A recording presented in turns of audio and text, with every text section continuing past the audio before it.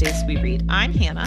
I'm Laura. And we are two best friends who do a deep dive into a new book series, one book at a time. Right now we are bump in the year of the Dresden, season 6A. Dresden. 6A. And we are finishing up the plot episodes of Blood Rites by Jim Butcher. But before we get into it, Laura, what are you reading, watching, and or enjoying? So I've been watching English Teacher. Have you watched any of that yet, Hannah? No, but I know that you've been watching it and you've been like loving it. I really like it a lot. I think Good. it's so fun. Like the most recent episodes I thought were a lot of fun. I really like Evan, the main character. I think he's so cool. And like him and some of the other characters that are teachers, I'm watching the show and I'm like, I should have become a teacher to have more friends. Because there's such a fun friend group. But there was a recent episode where they went to like this conference and it was a ton of fun a ton of fun to watch, I guess, because you have Evan who he's always having an existential crisis, whether it's in regard to some kind of like issue with a student or a parent or something that's going on with the school district. He's always having some kind of crisis. And this time he goes to this, they all go to this convention and they think that they're going to be getting like all this like motivational content and all sorts of free stuff, and it ends up being basically like speeches on how to protect yourself from children who might physically harm you, how to protect the children in the case of threats to them from outside, or like talking about how they all need to have second and third jobs because they don't make enough money. And as you're watching it, like I'm laughing because I know that these are actual real things that teachers go through, but they make it so comedic in the delivery of this, where it's just like Evan's watching this and he's in the middle of these speeches and they're talking about how they need to get second and third jobs to support themselves because teachers don't make enough money. And he's literally got this like disgusted look on his face. He's like, oh my gosh. He's totally disgusted, but it's hilarious because it's like, it's so true. And the way that they react to it is amazing. But he then goes on to like talk to some of the people at the convention and reconnects with somebody he went to high school with who's part of this, some kind of sales group. And it's unclear what their company actually does, but they're super successful and everything. And Evan starts considering like leaving his job as a teacher because he's like, this looks like the right route. Like they're making a lot of money and all this stuff. And he decides to go to a party that they're throwing, that this cool college friend is throwing, and he and one of his coworkers at his school end up there, and the coworker is the school counselor. And he's kind of coded as like the guy that's a little bit weirder, a little bit out there, but he's nice and they're friends. He's like part of their friend group. And I really loved the episode because it was very comedic in the way that they presented teaching, but also like I'm spoiling this entire episode, but I think it's well worth the watch. No, and definitely. You should definitely watch it because I'm never going to tell it as good as it is watching it. But so Evan and this friend, the school counselor, go to the party that this group is throwing, and the group ends up like making fun of the friend that's a school counselor because he's a little out there, a little weird, and they're like teasing him when he's sharing like some of his ideas and inventions and stuff like that. And Evan has this like realization, like, you guys don't even have a company, do you? Like, there's nothing here. This is like some fake company. This is literally just made up. You don't work. You're not, this is all just fluff. Like, I have a real job. I almost left my actual job for this. What am I thinking?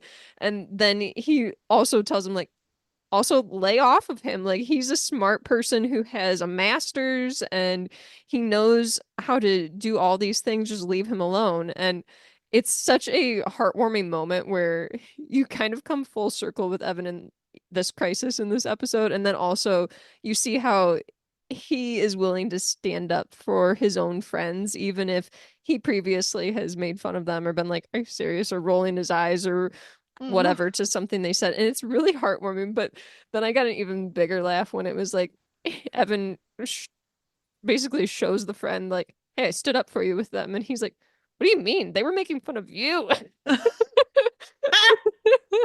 It's so great. I really like that show a lot. I've been watching it and having a lot of fun really Oh, because good. I wish honestly a little though, like it's supposed to take place in like a super conservative community, and I really appreciate like the diversity that they show with the students and everything, and I don't know that they would necessarily have that diversity if they made it a more conservative community, but I do think it would almost be a little bit funnier if it was in like a even more conservative community, a la Yeah. something I'm familiar with. But I totally understand and appreciate what they're doing with the show in terms of like the diversity of the students and everything. But it's a really fun show. I've been liking it a lot, and Evan is a really great character. He's so cool. It's so hard with like shows like that where they kind of want to show a different like area because you almost have like obviously I'm not saying anything about where we grew up, but like when you look at Stranger Things, they were like, oh yeah, like we are in the 80s, but like a lot of them are wearing Hmm. 70s clothing because Yeah, it's Indiana and they're not going to dress like it's the epitome of the 80s. And sure. like that's just not their style. And so I I do will think like, say that like growing you and I can acknowledge probably that growing up in a rural area, like it took a while for trends to make it out to us, honestly. Like that hmm. literally is a thing. Yeah, and so that's my thing of like, yes, I think it would be amazing to actually show like a very conservative community, but I think it's like a way that like Hollywood can't get it wrong with rural communities of like Sure. they would be Well, fighting and with the they like we do don't want it to this. seem like it's back in time like and it's like Yeah. but it is kind of back in time in a rural area because it's not the same as like when you're in LA or like you know in these They do bigger show in this show that it takes place in Texas, yeah excuse me, is the setting. So that obviously there's going to be different political views there and things happening versus like another community in like a blue state, for right. instance. But yeah, I do really like the show a lot Oh, and good. it's I've been meaning really to watch fun. it. I just haven't gotten to it yet. I don't know There's what an I'm episode you doing. will really like, I think, where Oh, they good. have like a have you heard of like powder puff football? Yeah. Oh, yeah. We used to play that Oh, okay. I had for not heard of like it before, I guess. homecoming. Oh, Yeah. okay. I had not we didn't do it at our school, but apparently it's like when they kind of like flip and Yeah. have the boys do cheerleading and the girls will play the football game or So, something. yeah. So we couldn't do, because we were Catholic school, so we couldn't do men doing cheerleading because Okay. sexism. But we did a gender flipped game during homecoming week where girls would Okay. play powder puff football and boys would like two boys would coach you from each like freshman, sophomore, like it was supposed to be like this Hmm. activity. And then boys would play volleyball. And again, like sexism for reasons why not cheerleading. But for volleyball, like it was Okay. the era of the Sophie shorts, you know, the Oh, like gotcha. very, Yeah. yeah. Hmm. And all of the boys put those on for the volleyball game, like every single one of them. So, like, everything was on full display. We Catholics That's really funny. Catholic school stuff, you really They really find missed the mark on loopholes. that. Like you really They find loopholes to get a little bit also, that's weird interesting and that the idea is the boys will play volleyball when it's like there's a lot of schools that have men's volleyball teams, but but not in whatever, rural Illinois. whatever. We also, I remember when I was in high school, we had three girls that played football. Oh, nice. So yeah, there were girls that played football. It wasn't like you were discouraged from doing so. It was just like, did you want to? Yeah. Because unfortunately, teenage boys can often be not great. But Yeah, I realized like you ever have a moment where you're like, oh gosh, I knew someone who kind of got bullied. I was yeah, sitting there thinking about like my I think cousin about and that kind of stuff all the time. yeah, like my cousin got mocked for having like really bad cystic acne. Like, and Hmm. he like I remember my mom had to like go get him like steroid medications to Mm, fix it. And she like, that's but hard. I'm like, luckily my mom was like, no, we're gonna fix it. Like, because I think a Yeah, lot of parents would be like, well, too bad, so sad. And my mom was like, no, he's in pain. He doesn't like it. We're fixing it. So that's too bad. And I feel like often teenagers can be so cruel. But I think a lot about like certain kids that I remember like being the uncool kids in yeah. high school. And there's one in particular that I'm thinking of. I'm still friends with him on Facebook. We were in musicals and stuff together. And he's honestly a very cool person. And it makes me kind of sad that he was like made fun of in high school and everything because it's like he was very into Lord of the Rings. He was very into Hmm. anime. He was into D&D. He loved playing the guitar and liked musicals and stuff. And I'm like, honestly, these are all bangers of interests. Yeah. And I still like he's been posting stuff about Rings of Power and Attack on Titan and everything. Still, we're in our 30s. And I'm like, so he's just always been cool. Yeah, it's He's just he's one always been step cool and away nobody from, yeah, realized. I was like in our 30s. I'm like, Laura, you and I have a podcast where we talk about this stuff. But no, I feel like it was almost like seen as a not cool. These were like Yeah. things you remained in the closet about. Like you did Oh not yeah. tell people that you liked anime. You did not tell people that you were reading Lord of the Rings at 4 a.m. before you came to school. Like that was not okay to do. And Right. I feel like now as adults, I'm like, I see posts from this guy in particular that I went to high school with, and I'm like, yeah, he's always been cool. And Yeah. I'm glad that he's embracing his interests now and continuing to embrace his interests and that he was always just genuinely himself. And it Yeah. sucks that people were mean to him about that.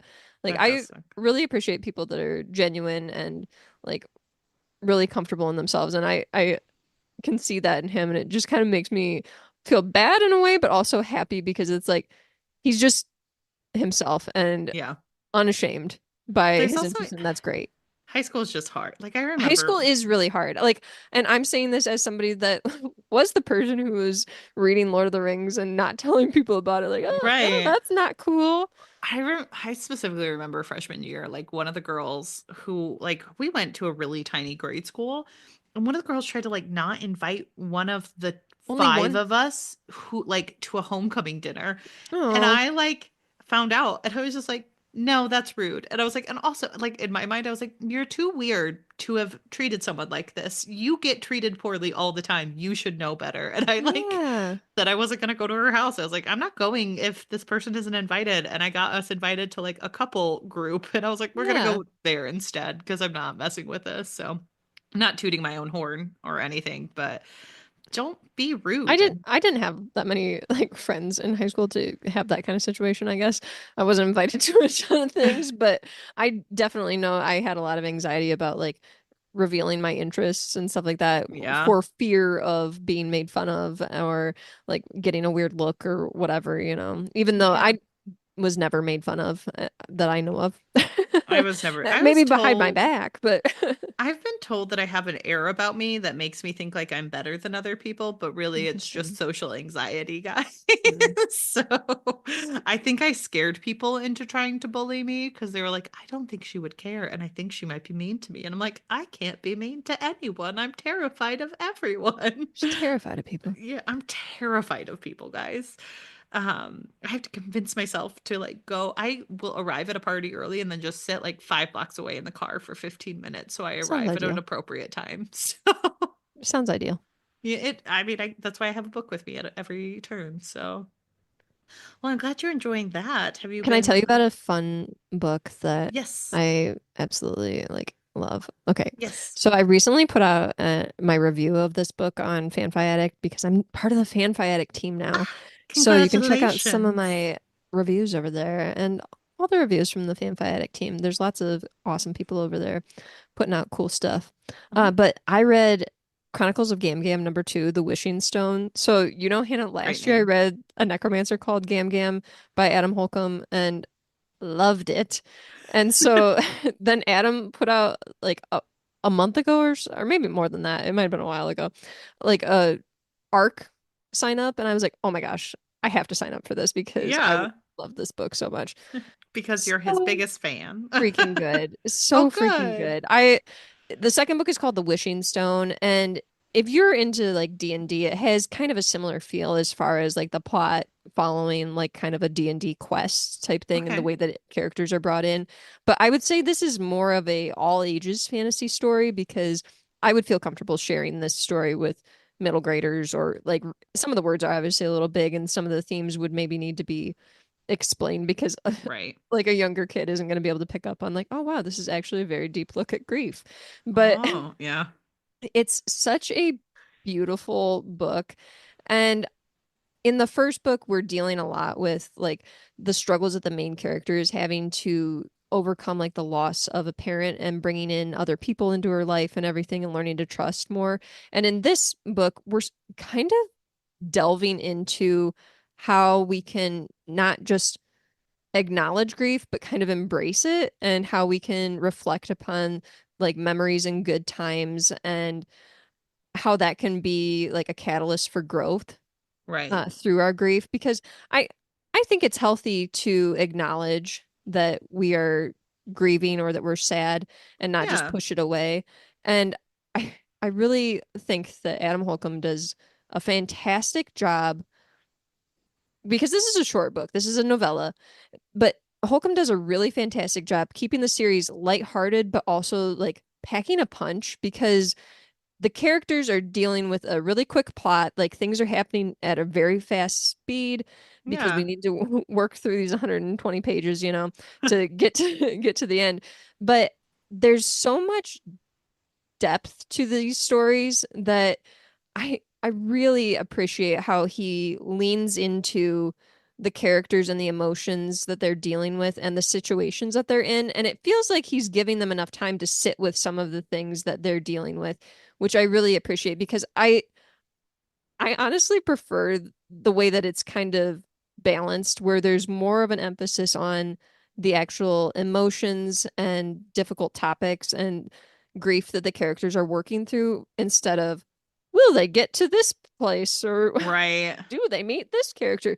Don't care about that as much. But but it's really well done. The balance is really well done in these books. And I so appreciate books that like I can kind of think about things myself. And like in my review, I was like, there was like things that I was questioning, like how can I support other people who are grieving, and who do I lean on when things are difficult and stuff like that. And I just think that this is honestly a great series for people to share with younger audiences, honestly, because it does kind of, it's one of those books that kind of makes accessing your emotions and your difficult situations more accessible, Yeah. because there it's, and I say this because I think that a lot of books can do this for readers, and it's a lot more fun to read a book like this than it is to read like a psychology 101 book.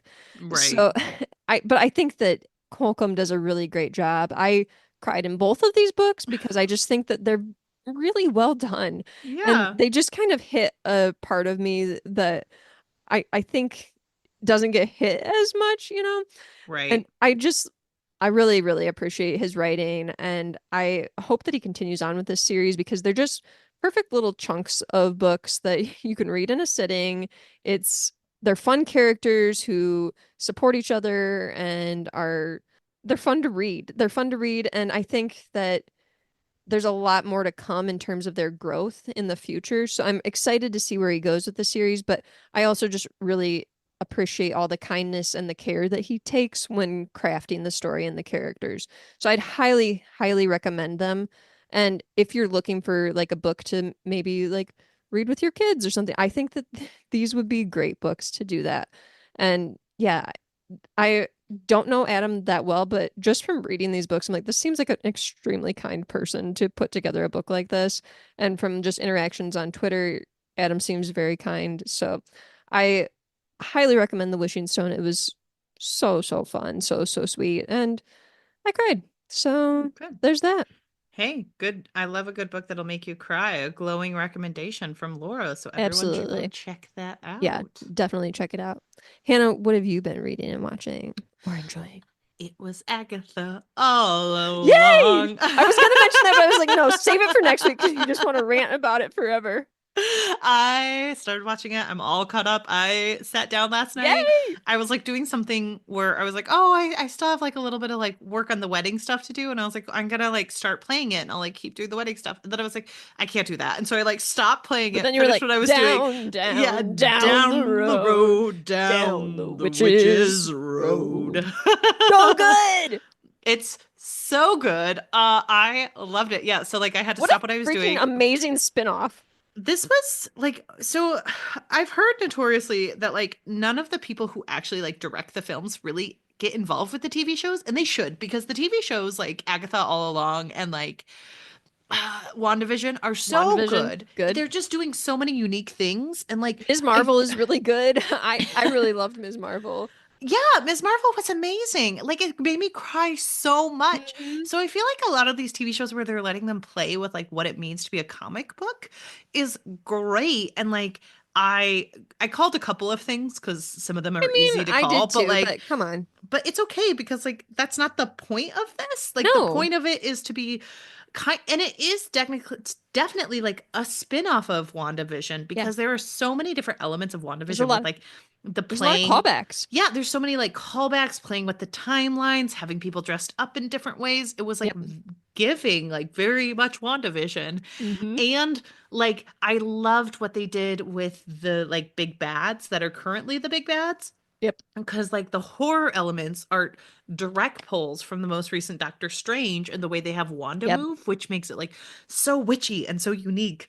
And I'm obsessed with it. Every time they come on the screen, they're so scary. And so like they took a character who Honestly, is I pointed it out to my husband. It's just like incredibly artistic and mhm, not just creative, but smart.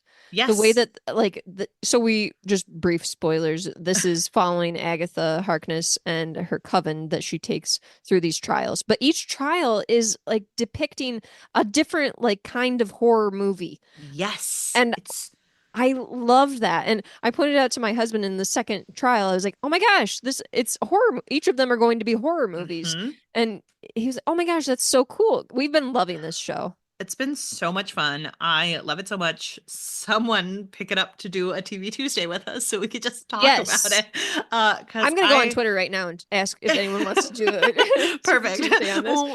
We can do it in November. We'll make it work. Yes. Because like I just love this show so much. I think it's doing like Catherine Hahn deserves every single freaking Oh, award. She's the so whole good. cast is so good. And Patty again, like, LuPone is oh, amazing. Patty LuPone, Oh my gosh. so good. And like, I'm just so impressed. And I'm so glad that they're letting like these Marvel ones be a little bit more of like a Hmm. test audience to see what works for people and what doesn't. Yep. Because like, bring this into your movies. Because like, Well, and also Agatha's, Sashir is amazing in this oh my too. God, she's And so good. Aubrey and I mean, uh Aubrey Plaza is going to be amazing. I is mean, her name Aubrey is her Plaza name is Ali just, Han? Is I that the think so. other Um, actress? They're all uh, so good. They're amazing. uh, Yes, Ali Ali Han, Han Ali Han, yeah. is Alice And like Wu. Deborah Hmm. Jo Rupp in this was like Yeah, giving that 70s show. Like I keep saying giving because they said it in the TV show and I like zeroed into sure. on it where I'm like, well, this is now just a colloquial term. But like calling Joe Lockteen, I loved that. I Hmm. think it's just like so interesting. It's so good. I You can't know wait what to see else the is new fun about episode this? It's tomorrow. bringing in a new group of fans to Marvel, and Hmm. it's also bringing back like a bunch of people to theorize on Yes. things and try to guess what's happening. And I just love that.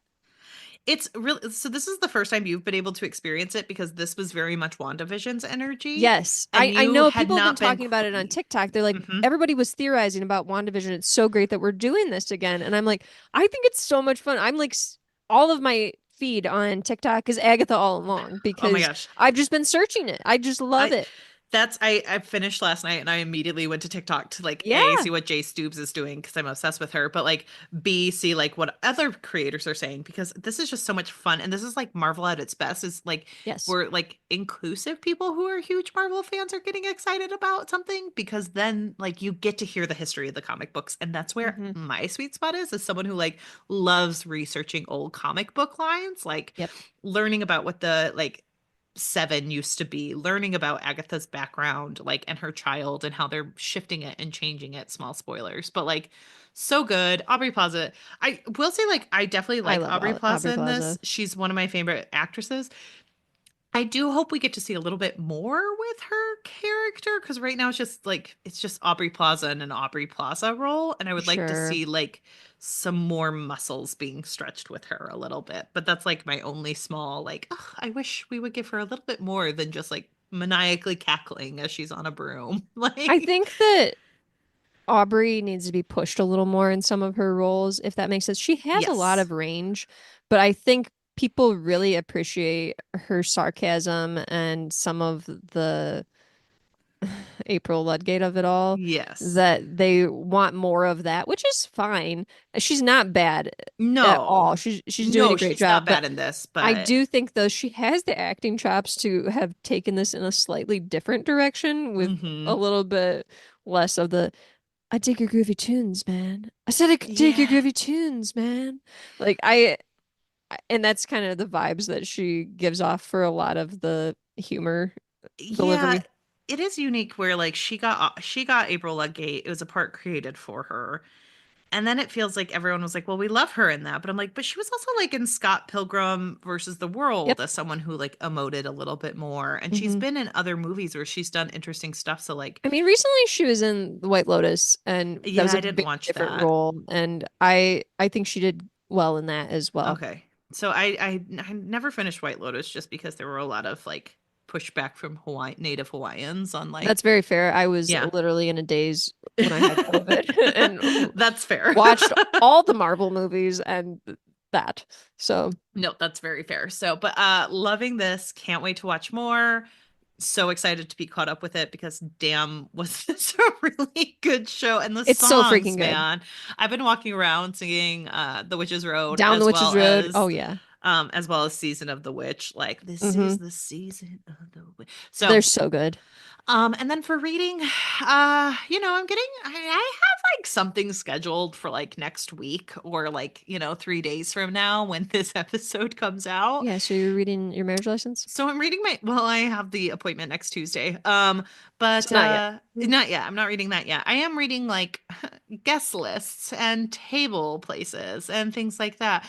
But I figured we kind of do a little bit of a throwback to an earlier version of our pod Okay. where we didn't talk about something we've already finished. We talked about the Okay. experience with what we're currently reading. Currently in. I And have to do that in our next episode because because we're really doubling up on these. I don't know why you and I got it in our brains at some point when we were recording this that we were like, we have to finish it before we can talk about it. I It's don't reading, know. watching, and or enjoying, not enjoy duh. Enjoyed. Yeah, I don't know why we started doing that, but we both do it where we don't really ever mention like things that we're in the midst of. I think it's hard because like if you have a couple of things to talk about, you're like, well, I want to give a full-fledged review. And Yeah. then you're like, oh, but if I didn't like finish it, then like I don't really know what the energy is. But it's my wedding week. I do what I want. So I am reading a very specific book that I don't Okay. think you would enjoy, but an old coworker of mine who's like she's been trying to connect, like we both live in the same area. I'm Okay. very excited for that, where she like keeps texting and being like, hey, have you read like this book? And she's like mentioned it a couple of times, and I was finally like, I should read this book. I'm really bad at taking recommendations, but like this person obviously like wants to keep talking and chit-chatting, and so like I should make an effort. So it's this like very much a smut fantasy series Okay. called The Four Horsemen by Okay. Laura Thalassa. I And thought you were it's gonna say my just name. I was like, I didn't read that book.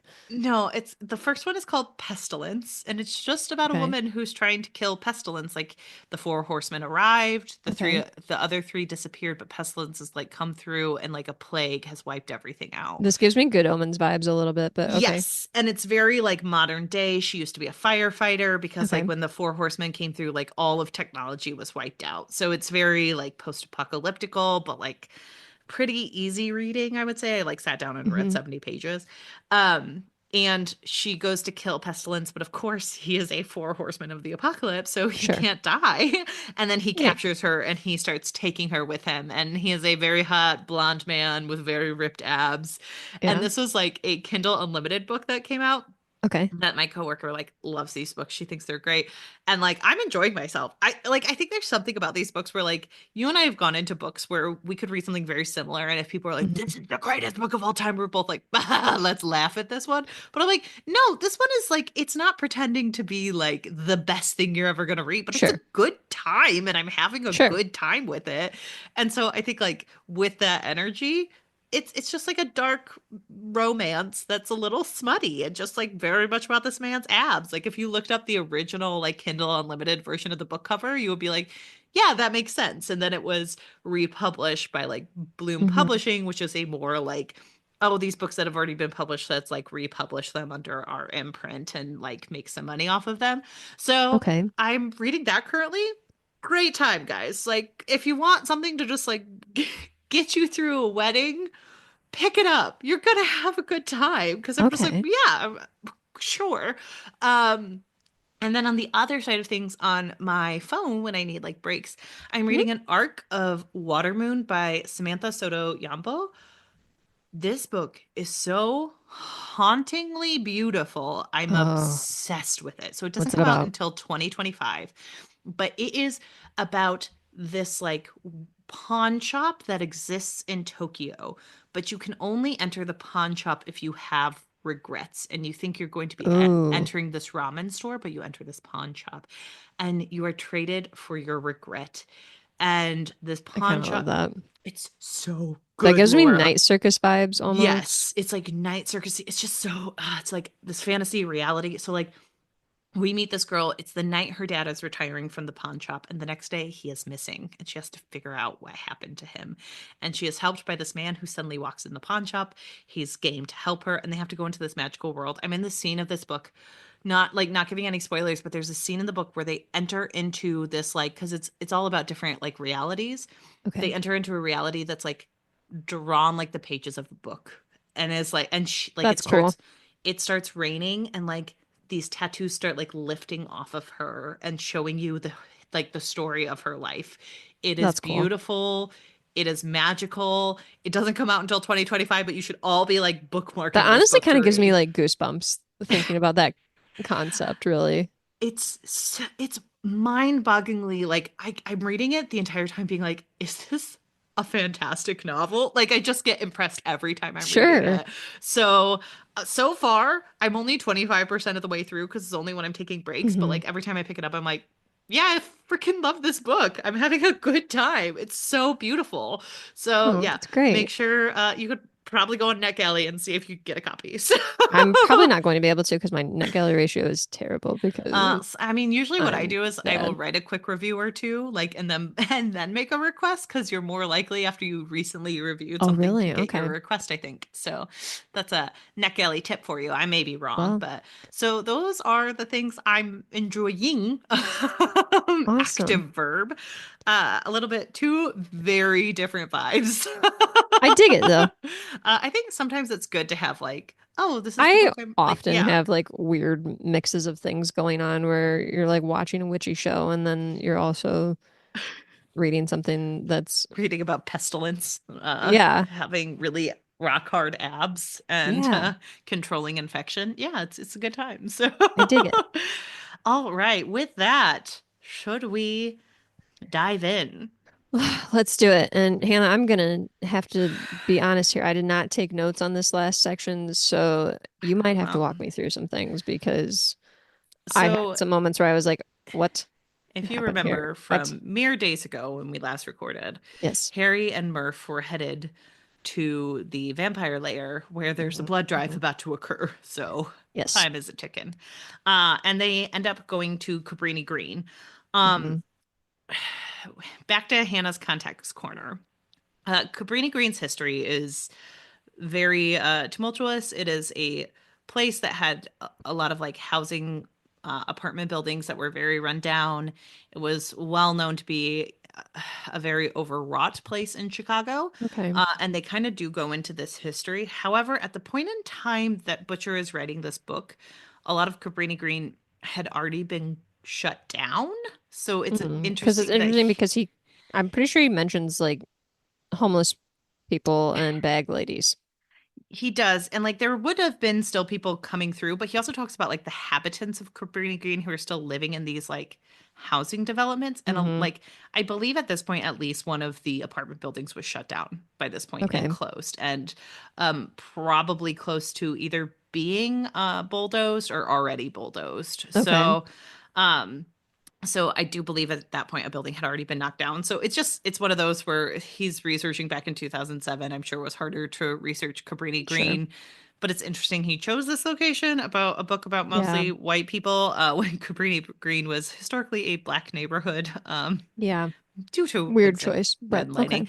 But that's just my context corner. So they do have to go to No, Cabrini I Green. appreciate that. And people should look it up. It's a very fascinating history of a very fraught housing development. And Chicago history is very interesting. So look that up if you guys are interested. I'm very If interested you in have any things like book that. recs on that, pass them along because I know my dad would love to read it because he loves to read about the history of Chicago. I know there's at least one that I can, it's like percolating in the top of my mind, but I'll try to look it up so we can add it to Okay. the show notes or mention it at a later date or just for Laura's dad. Um, Yeah. My my mom's listening probably, so yeah, she's gonna appreciate me looking for he book should, recs for my dad. he should definitely just Google because Cabrini Green is a very You fascinating thing know, to learn about, Googling's but hard for people in their 60s. fair enough. So they end up going to a parking garage where they meet with Kincaid. And they like have a moment where Kincaid, Murphy, and Dresden are having like a little chit chat, and then Hmm. Ebenezer drives up, which he had to like drop them off for some reason. He's like, "Oh yeah, I'll meet you later," as I do a little roundabout for Which was plot weird. reasons. And then Murphy's like trying to change clothes from her dress, and Kincaid's an asshole about it. Yeah. Which this was so weird to me in this last section. Why does Kincaid become such a D-bag? Because We apparently knew very little about him, and now I know too much. well, and also I hate this because later on Murphy is like, it's been a while. Like I was really kind of horny for that I hate man. And I was like, I we need to he get there because was I hate that awful. moment. What? He was awful to you. No. Like that's just and that what a disservice to Murphy's character. Anyway, We I got to digress. get there because there's other So things that are said that I'm just like, what the poop? Come on. then Ebenezer shows up and he and Kincaid get into it, into an Yeah, almost they hate each shootout other. where Ebenezer reveals that Kincaid is definitely not human.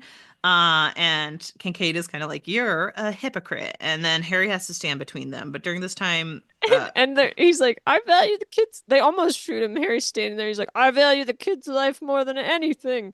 And I'm like, you do? Like, what? I know. I And didn't think that you guys had that much of a relationship, honestly. Like, also, okay. this is such a random moment and a nitpick where Murphy's like in her dress and Yeah. she and Dresden share a deep look. And I thought, Well, and she's got nice wouldn't pale legs. but like she's looking deeply into Harry Dresden's eyes, and I'm like, you're not supposed to be able to do that. He'll do a No. soul gaze with you, Hmm. and not mentioned once, which pissed me off to no I end. I also was just like, like hate this because it's obviously building towards Karen and Dresden going to hook oh, up or will be in a they? Won't they? relationship. Yeah, And I just don't want them to be. Like, and also. It's a very specific plot point that you're not supposed to be able to look into Harry's eyes. And it's a you're disservice. still stuck on that. Like, I'm like, I brushed right past the soul gaze. I'm like, I would hate for these two to be in a relationship. And you're like, but they shouldn't soul gaze. But they shouldn't soul gaze unless you're going to talk about it. Because immediately, like after this uncomfortable moment, Harry's like, Ebenezer, you and I need to soul gaze so I know what's up with this situation with you and Kincaid. And it's like, I guess. I also need to Um, point out that Ebenezer is so annoying in this audiobook because he's constantly saying Hoss. yeah, And that's that written on the page. well, the audiobook, the narrator, James Marsters makes it more annoying to me, I Oh, guess, okay. because it's just like every time he says Hoss, it like sticks out to me and I'm just like, stop. I understand. It's So probably more annoying to read.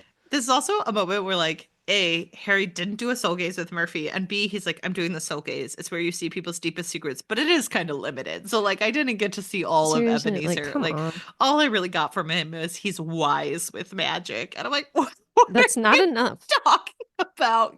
This is supposed to be really powerful. Yeah, because he says he's like, it's not a lie detector test.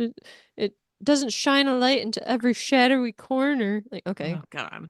So then they go in guns blazing, and during this time they're like taking out different Renoirs and We different just need to people. mention though that they talk forever about their game plan.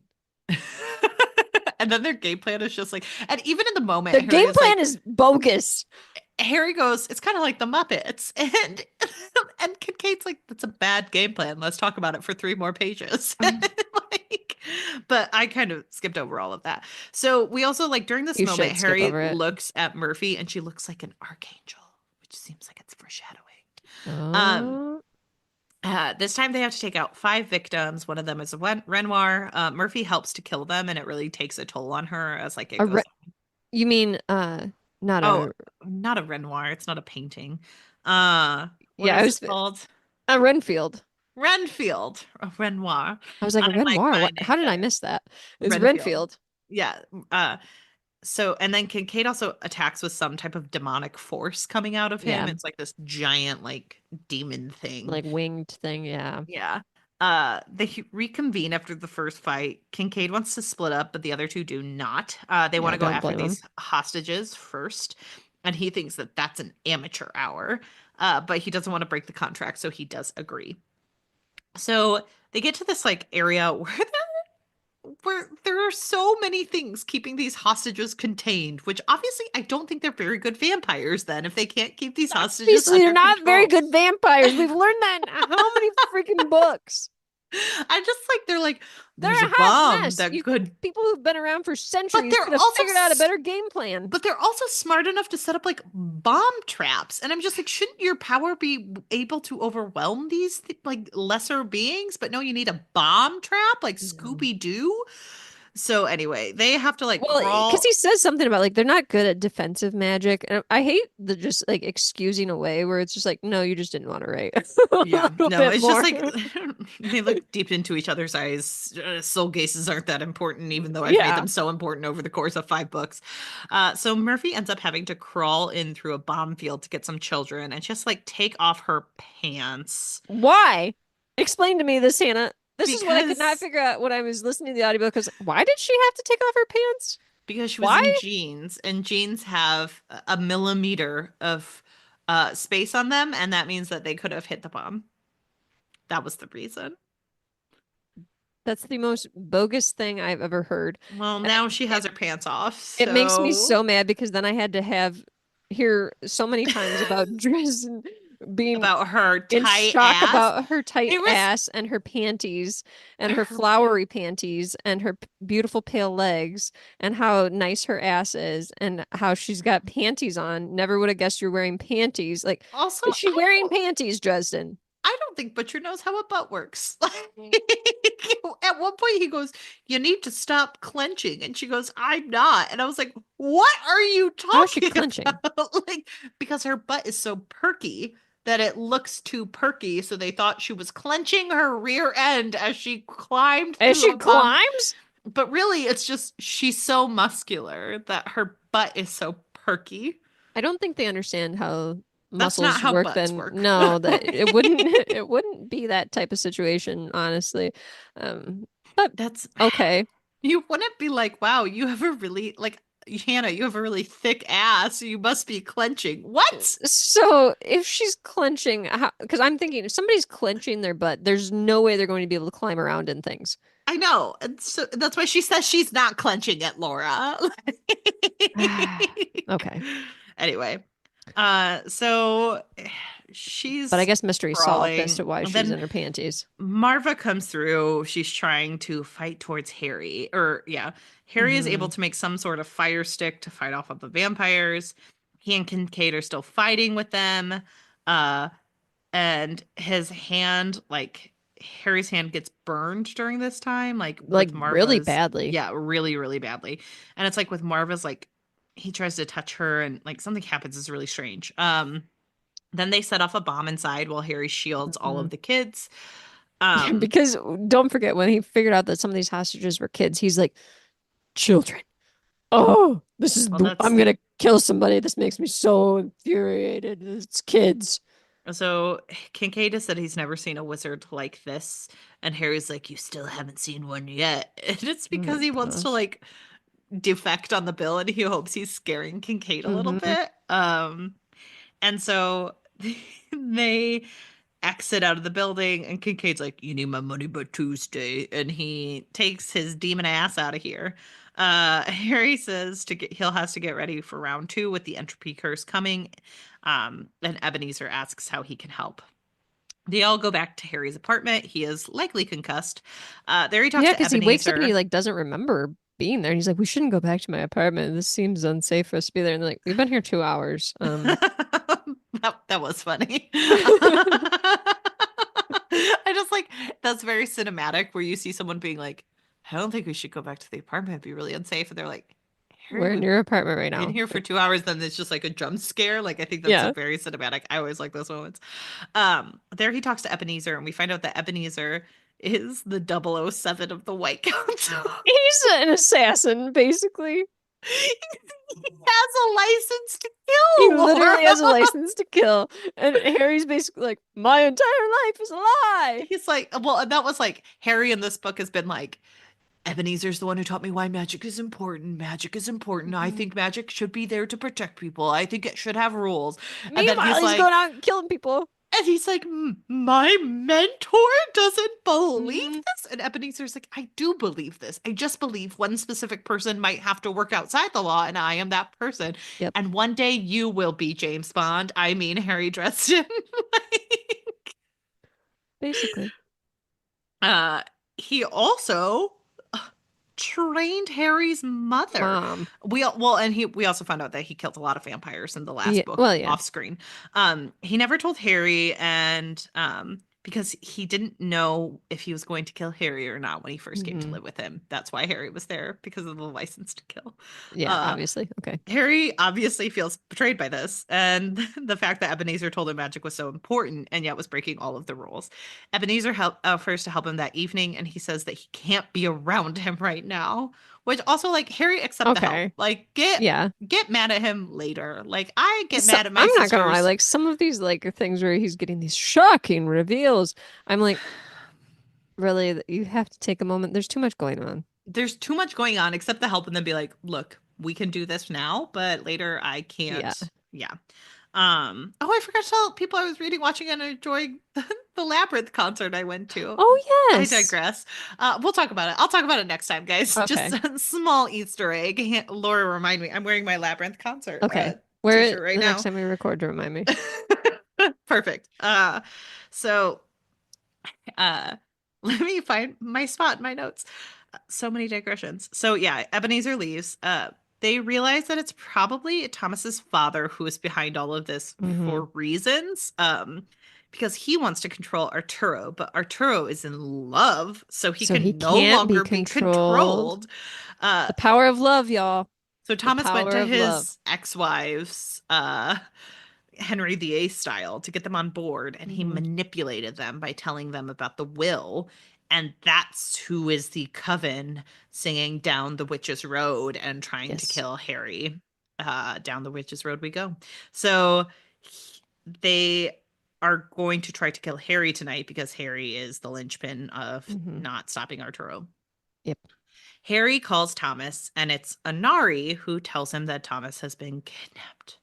He knows that Lara is right next to her, and he offers to make a trade for Thomas. Hmm. And if she gives him that assistance, he will make sure she is the head of the White Court.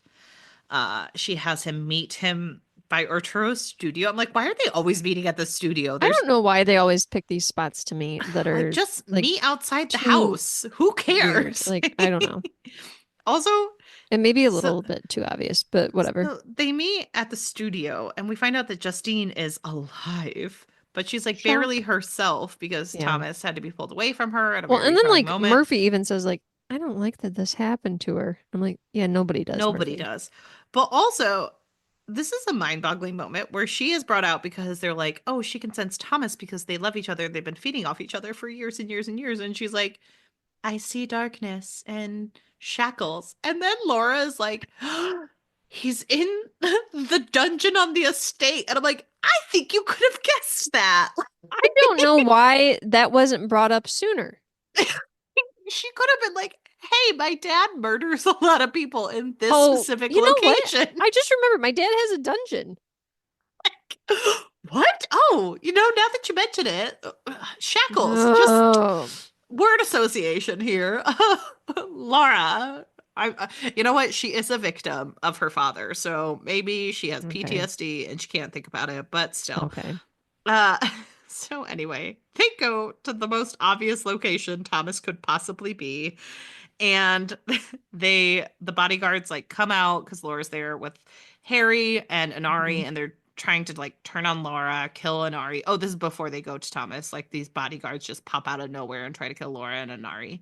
Hmm. Um, and so they end up killing one of the bodyguards, and Laura's like, I'll get rid of the body. Everyone go save Thomas. And they head to the home, and Harry tracks him using his dead mom's amulet, His dead mom amulet. Hmm. Deus Muck amulet. Uh, Is that anything? It's not. no, Uh, it's not. so he goes to Thomas's father, and Harry deducts that his mother's death curse actually made it so Thomas's father cannot feed. So he On is anyone. very weak. Because it takes away his power. That's the thing that Yeah. would hurt him the most. Worse than death. And this is why he is suddenly unable to be in power for the White Court, and why he hasn't been able to kill Thomas, Yep. and why all of these things are happening. And so between Harry and Thomas, they take out Thomas's father. They Hmm. kill him. Hmm. Wait, they don't kill him. They They just don't make him kill him. No. no. They make him powerless. Yeah. And so Lara takes control over him, and Hmm. she is using And then him as a patsy. she just, I don't like how it kind of went down with her because she kind of rejects Thomas then. Yeah. And she's just like, well, you got to get out of here, Thomas. And that's the way of the game. And so Thomas has to flee so that he can stay alive, because Laura Yeah. says that she has to tell the White Court that he is persona non grata. Um, because like that's how they're going to keep the cover story with the dad, Yeah. and that's how this is all going Which down, sucks though, honestly. right? And then Thomas uh goes back to Harry's house. They do tell Irene, or what's her name? I forget what her name is every single freaking time. Inari? Anari. They tell Anari that she is a white core vampire, Hmm. and they But think she that she's is in gonna be love a human. and Like, she gets with Bobby and she becomes human. hmm. And then Thomas is like, so I think I'm gonna have to like travel the world a little. And Harry's like, no, buddy, you have a home right here. We're brothers. We're Forever. brothers forever and ever. And they name the dog Mouse. And that's the end of the I book. forgot that Trixie was involved in this too. Oh yeah, Trixie was involved. She died, didn't she? Yes. Yeah, she died. And the wives of Arturo are like Yeah. kind of just out in left field, And also, and like, he Arturo is, married Joan. yeah, he marries Joan. He's in love with her, but which I forgot was to write that down random. because I didn't think that mattered anymore. Like the who done But it it of it didn't all matter to literally did not anyone, matter. honestly. Maybe not No, even to Jim Butcher too much. I But don't think it did. I don't think it did either. But I just thought I should mention it because I was shocked that it was just like such a lack of feeling from Arturo to just be like, oh, yes, they're all dead. Okay. But the Well, point is, you saved me. you So s- and I'm in love with a it's nice Joan. woman. She's nice and she has a job, so she's worthwhile. These other ladies, what buzzkills. Oh, Little Justine's over here. Like, yeah. So that's the book. We finished the it plot. again started off being something else and Yeah. became all about vampires. This happens to us so often. We're It's always happened in really at least 3 books we keep out getting of like 6. super excited about like, oh, this is a great who done it. And then it's like, you want to know what that doesn't Nope. matter? The who done it. Yep. Doesn't Nope. matter. Don't care about that. Yeah, that sounds like none of my business. Butcher says none of my business. The He's parts you like, you know liked. what? I really like vampires. One day I'm gonna have a character from Buffy the Vampire Slayer read these, and it's gonna be great. So, everyone, Hannah, what'd you uh, think of the book? I, I mean, it's still a romp. I don't think Yeah. I disliked it as some of the other ones that I've disliked. Like, I really I like. would I say think, there's a lot less problematic crap happening in this yeah, one. Not completely unproblematic, but I feel like there's fewer moments where I'm like, oh, wow, that was terrible. yeah, I do feel a little bit less like that. And yeah, I think there was like interesting parts of this book as he Hmm. like decides he's going to actually start exploring some characteristics, like the Once discussion again, of what he goes on a good start and brings in too many vampires. Well, and like I do like that we got a little bit away from the like Harry Dresden, why do you do what you do of the first chapter Hmm. when like he did what we sometimes say we want him to do, which is he showed us what Harry Hmm. wants to do. Well, that's like the whole point Yep. of like we got to see on the page that Harry believes that magic should have rules and that it should Yeah. have standards and you should have Hmm. responsibility. And that's important to him because of his the way he was raised. And I'm like, great, I can get Hmm. behind that. And then sometimes you're like, what's going on? Right. I don't understand. So I think Right. overall I would probably say that looking at my ratings, I rated Summer Night the highest. Same, same, same. And then I think Stormfront and Full Moon were tied at like 3.25. Okay. I Okay. would probably put this one at that level as well. I think I enjoyed Okay. it. Maybe 3.5. Maybe I enjoyed this one a little bit more just because I Okay. did like the whodunit aspects. And there was actually reasons to have the vampire. Were they good reasons? No. Not But there always. No, were no. reasons to have the White Court vampires here. Hmm. Mavra, you could have lifted her right out. Why did we have to go on a bomb squad mission? I don't Um, understand why some of these things get included. And I'm sure there's like Dresden people, like big Dresden fans that are listening. Maybe Jim Butcher is listening and he's like, in book 37, it becomes an important detail we that this find out that happened. Mavra is in fact still alive because Kincaid Yes. was like, you know how you thought we killed her? I don't think we did. Guess Oh, again. and Ebenezer also paid Harry's bill. That's so many things that I didn't get into at the end Okay. because I Also, stopped there's taking notes. I do remember like at the end it did make me laugh that Mouse they get a large breed puppy chow. That that was a pretty good quip, honestly. Good. Um, I enjoyed that. But but yeah, there's just like I don't think I dislike this book as much as the other books I dislike. I think my least favorite was actually Grave Peril. probably I actually, yeah, Grave Peril, Grave and Peril. then Yeah. Death Masks right above it because I really Yeah. couldn't take. Why was it called Death Masks? um, Or the Shiro of it all. Like, the Shiro was really bad. I really hated the Shiro of it yikes. all, and yeah, I just couldn't rate that one higher. So I think Grave Yikes, yikes. Peril, then Death Masks, Full Moon, and Stormfront tied, then Blood Rites, then Summer Night, which was like Summer Night is a lot Summer better. Night is perfect. Like, I mean, not perfect, but Not it's like perfect, so but good. far and away better than the others. Yeah. So those are my ratings so far. I didn't Yeah. dislike this book the way I disliked like Death Masks and Hmm. Grave Peril. At least we Uh understand what the title of how the title of this one works in. Like that's one thing. Like it seems fairly clear to how me does that it tie in? do I have to explain like passing on and vampires and blood? And Except okay. the fact that like They're all like the white inherited vampires. yeah, the White Court famously doesn't really drink blood. They're No. energy vampires, so why is the book all about White Court vampires Well, called Blood Rites? also Harry and his blood relative. That's probably why, but you could have at least made the White Court sometimes into blood. Like I you could know. have done that. Like All these different vampire situations are confusing. I I wish that some of these books would kind of dial it down a little bit with Yeah. all the A, B, and C plots, but You can tell that like Jim Butcher is a big fan of television. Like oh, well, duh, because he brings in like he mentioned Looney Tunes. I can't tell you how many times he mentions like Elmer Fudd in this and mhm. all sorts of because he even says something about like we're hunting wabbits or something like that Yeah, at he one point does. in this.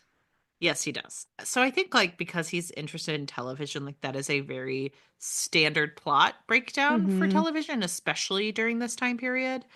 But that doesn't It's a lot to mean read though. it's Like so much to and read. I'm not gonna lie, I do think that there are times when an A, B, and C plot can be done effectively. I've Yes. read several books where they have done this effectively. And I think I even mentioned to you, Hannah, like previously before we recorded the last episode, where I was like, the way that it is very difficult for me to remember everything that's happening in these Dresden books, which are fairly short, Mm-hmm. but they have so much going on in these different plots. But I could remember a lot more of the Wheel of Time books, and Yeah. they have multiple plot lines. I Right. don't know why it was a lot easier to remember what was happening in those. Well, I don't know. I think it's because they're longer, so there's more time to actually develop the story. Like if since Yeah, these are that's true. like Things are going at quick, like really fast pace.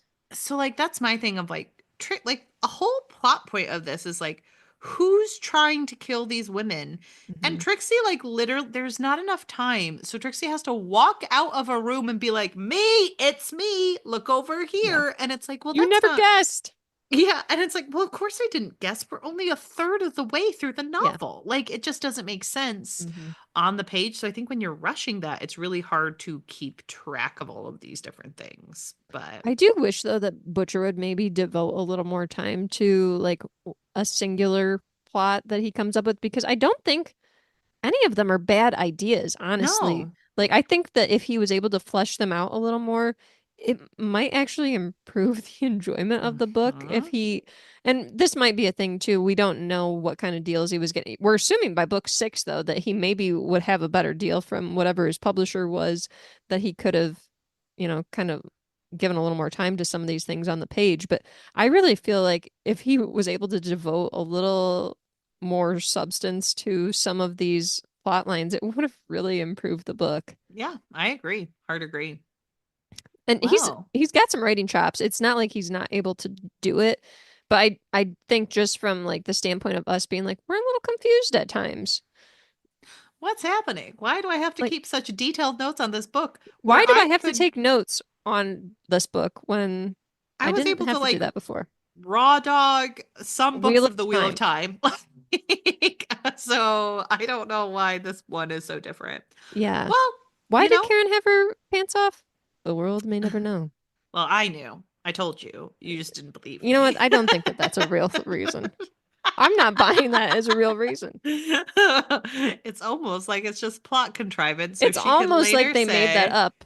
And well, they're and like, then you're gonna set off a bomb, Karen. we didn't Better really take go into off this your in the pants so we can see that bomb ass. we didn't really And go into this for the plot because like I don't think it was that important, but like there is a section where Murph is talking about like being lonely and having these yeah. wants and needs and like Dresden being like, your mom might know more than she thinks Oh yeah, we never talked about this because because this it's was a like at the blink and you'll time when miss he it. took Like off her pants, when yeah, Kincaid takes off her pants, and she mentions that she's turned on because she hasn't had an attractive man take off her pants in a while. she at And least waits for Kincaid to leave the room before she's like, yes, he could have fucked me and I would have let him. Sorry, I'm being so crass in this episode. I can't help it. but I then don't. Dresden like even has a moment where he's like, "It's never the nice guys that get to have the attention." I'm like, Dresden, people talk about how you're hot all the time. Like random Also, vampires mention you he's not being a hot. nice guy. You threatened to um, kill a little girl's dad in the first book. You're not oh that my god, I nice. forgot about that. Were you gonna kill my dad? Maybe. Maybe. It's like Dwight Schrute from The Office. Like maybe Yeah. today, maybe tomorrow, maybe the next day, maybe. Hmm. It's very can't make Absolutely. any It's that same promises. kind of energy. Yeah, so I don't know. We'll talk about it next week because like we'll get into the Murphy of it all Yeah. and how she is really just thrown through the rakes as like in a woman of Yikes. the early 2000s where it's like how dare you? I'm really disappointed though because this is very much a launch pad for their relationship setup. Yeah. And it makes me sad because it's just like this is happening and there's nothing I can do to stop it because it happened 20 some years ago. And That is helpful to remember that this was 20 some years ago. Think about the books we were reading 20 some years ago. I'm thinking about him. It was Not the probably a greatest series of time. unfortunate events. Well, I mean, you have heard that Lemony Snicket's favorite book was Lolita, so Honestly, though, I consider those books still absolute bangers. that's So fair. They're boy books. No, they're well, if not you boy want to join books. us, I'm joking. I'm joking. That's why I didn't read them growing up. I thought they Two of were the boy books. protagonists are girls. Yeah, they still had boy book energy when I Mm, was, in middle I think so. school. Okay. But if you guys wish to continue the conversation with us as we dive into the themes and characters of Blood Rites, join us next week as we close out 6A season. Yes. This will be next It's week is the ending. final episode of the first part of season 6. Hmm. So We're after gonna be this, it's covering Dresden for ammunition. the rest of our lives. I mean, I hope not, but that we used to say that about the Wheel of Time, and now it's It just ended. it's a fun little moment in time until we bring A it little back blip. for Why don't we do the Patreon episode where we watch the like Christmas old school Wheel of Time episode? I think we should cover New Spring. We never covered that Oh one. yeah, we should do that on the Patreon. That's Hmm. definitely something we should do. Behind the I paywall. own People have it. I to. I didn't buy that cover, Oh yeah. like that book, that paperback cover for me to not To read like it. own the So, original. Yeah, so we'll have to mhm. we'll cover New Spring. Maybe that's a next year Patreon Yeah. episode when we have a little bit more time. But if you would be interested in that, make sure that you're letting us know over on our Discord or over at all of our social media platforms at OWWR Pod. You Yeah, can we really also appreciate the feedback. yeah, you can also look up some of our amazing things over at ourpod.com, including a reading list, where I will be posting a link of the chapter breakdowns for our Yes. indie mission pick, The Fires Fires of of Treason Treason. by Make Michelle sure Quirk. make sure you're entering into our giveaway that we will be running with some Michelle Yay. Quirk and some Our Pod swag, maybe. Woohoo. So make sure you're entering into that. Please also try to rate, review, and subscribe if you would. That is really a great way to bring Hmm. people into the conversation or join us over on Patreon. We really appreciate all the support.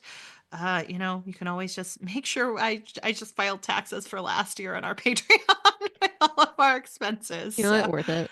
it would be fun if we could hit a net positive, and Hannah had to pay Yes. taxes on that next year. So make sure you're doing that.